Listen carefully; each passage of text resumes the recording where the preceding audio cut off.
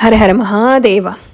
కొంతమంది ఉంటారు, భక్తిని కూడా నటిస్తూ ఉంటారు, వాళ్ళకు వాళ్ళే చెప్పుకుంటూ ఉంటారు మేము మహాశివభక్తులం అని. నిజంగా నువ్వు శివభక్తుడైతే నువ్వు చెప్పుకోవాల్సిన అవసరం లేదు, లోకమే నిన్ను గుర్తిస్తుంది. సాక్షాత్తు ఆ శివే తండ్రి నీకు కొన్ని అవకాశాలు ఇస్తాడు చరిత్రలో నిలిచిపోవటానికి, ఆయన్ని పూజించుకోవటానికి, ఇంకా సేవించుకోవటానికి. మీకు ఇప్పుడు ఒకరి గురించి చెప్తాను. తనే సూపర్ స్టార్ రజనీకాంత్ గారు. అతను మనకి ఎలా తెలుసు, ఒక సూపర్ స్టార్గానే తెలుసు కదా. కానీ ఆయనలో ఉన్నటువంటి స్పిరిచువల్ నాలెడ్జ్ గురించి చాలామందికి తెలియదు. ఆయన ఒక గొప్ప శివభక్తుడు. అంతేకాదు a very loyal follower of Ramana Maharshi గారు.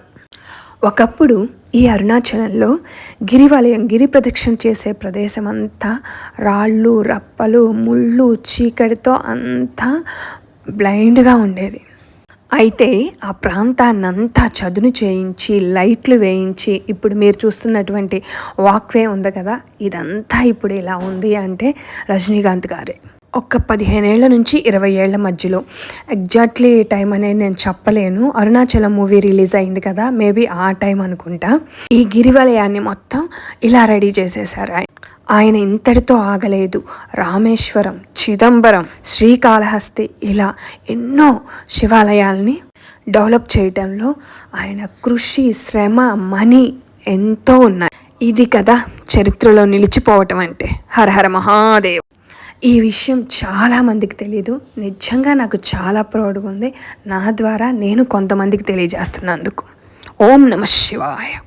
అయితే ఫైనల్లీ మా గిరి ప్రదక్షిణ అంతా పూర్తి చేసుకొని ఈశాన్య టెంపుల్, మేము దిగిన ఆలయం పక్కన ఉన్నటువంటి ఈశాన్య టెంపుల్కి వచ్చేసాం. నిజంగా గిరి ప్రదక్షిణ అనేది ఒక అద్భుతం. అది మాటల్లో చెప్పలేని అనుభూతి. ఏదో ఒక నెగిటివ్లో నుంచి పాజిటివ్లోకి ఒక శక్తి మనల్ని నడిపిస్తున్నట్లుగా స్పష్టంగా తెలుస్తుంది అన్నమాట. అది మరెవరో కాదు, నా శివయ్య తండ్రి. హర హర మహాదేవ. ఓం నమః శివాయ. బాగా అలసిపోయాం కదా, ఇక పక్కనున్న మా ఆలయం హోటల్లోకి వెళ్ళిపోతున్నాం.